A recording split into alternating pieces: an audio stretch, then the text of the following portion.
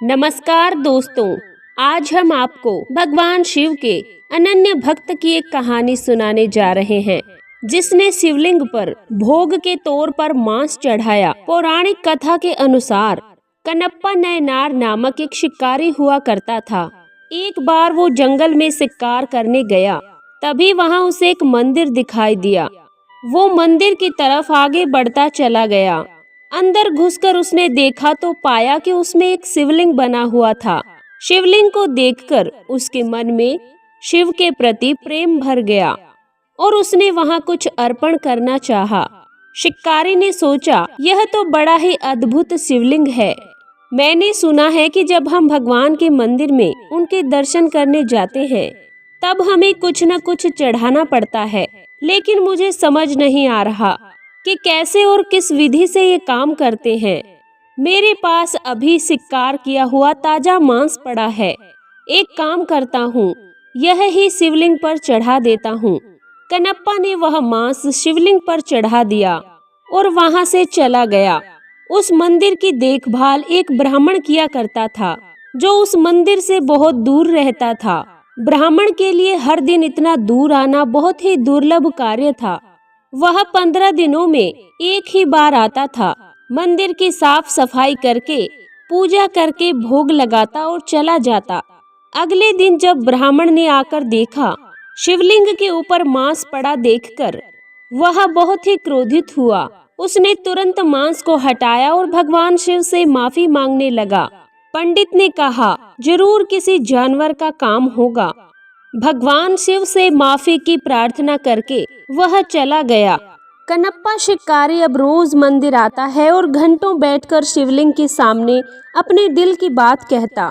एक दिन जब वह मंदिर पहुंचा तो उसने शिवलिंग पर धूल पड़ा देखा। उसने सोचा, मैं अपने मुंह में पानी भरकर यहाँ तक पानी ला सकता हूँ। वह शिकारी झरने तक गया और मुंह में पानी भरकर लेकर आया। उसने अपने मुंह का पानी शिवलिंग पर डालकर शिवलिंग को साफ किया।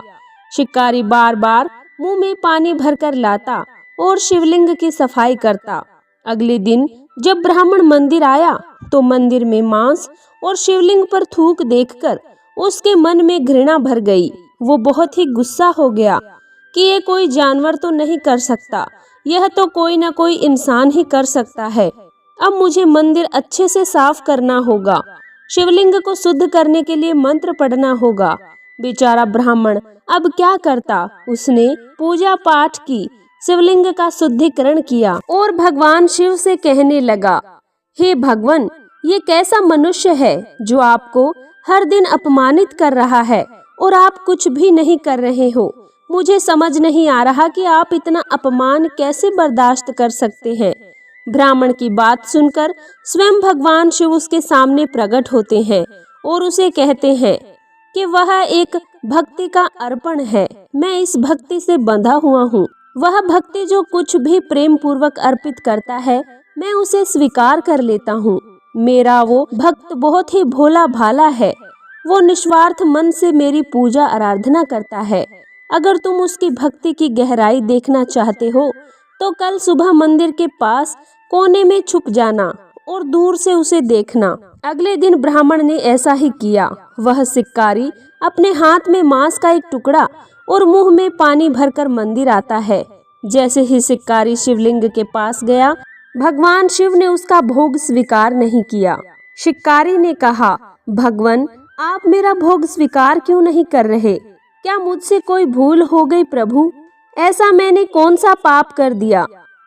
तभी उसकी नजर शिवलिंग के दाहिनी आंख पर पड़ी। उसमें चोट के निशान थे। शिकारी ने कहा, अरे ये क्या? शिवलिंग की दाहिनी आंख में तो चोट लग गई है। शिकारी ने कहा, प्रभु आप चिंता न करें, मैं जड़ी बूटी पीस के लाता हूँ, आपकी आंख बिल्कुल ठीक हो जाएगी। झाड़ियों के पीछे छिपकर ब्राह्मण ये सब देख रहा था।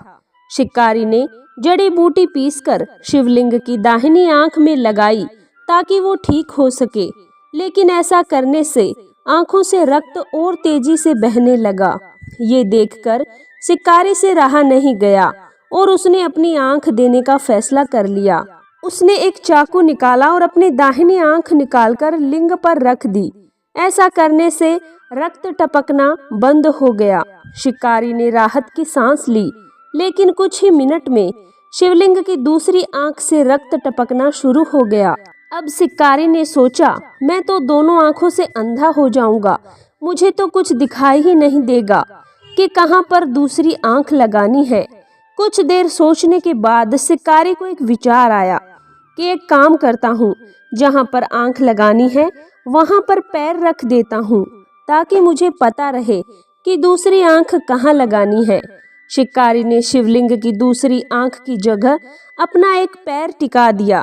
जैसे उसने अपनी बची हुई आंख निकालने के लिए चाकू आगे बढ़ाया, तभी वहाँ एक अलौकिक प्रकाश फैल गया और भगवान शिव प्रकट हुए।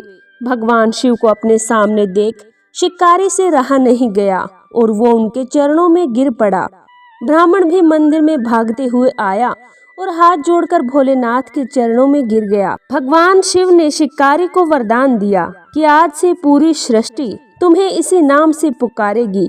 शिकारी ने कहा, प्रभु आपके दर्शन पाकर मैं धन्य हो गया हूँ। आपने मुझे नया नाम देकर मेरा उद्धार किया है। भगवान शिव यह सुनकर मुस्कुरा देते हैं। वह हाथ जोड़कर भगवान शिव के चरणों में लेट जाता है। उस दिन से शिकारी को करनप्पा नायर के नाम से जाना जाने लगा। तो दोस्तों, आपको हमारी ये कहानी कैसी लगी हमें कमेंट करके जरूर बताएं। ऐसी और भी कहानी सुनने के लिए हमारे चैनल को सब्सक्राइब, वीडियो को लाइक शेयर जरूर करें। धन्यवाद।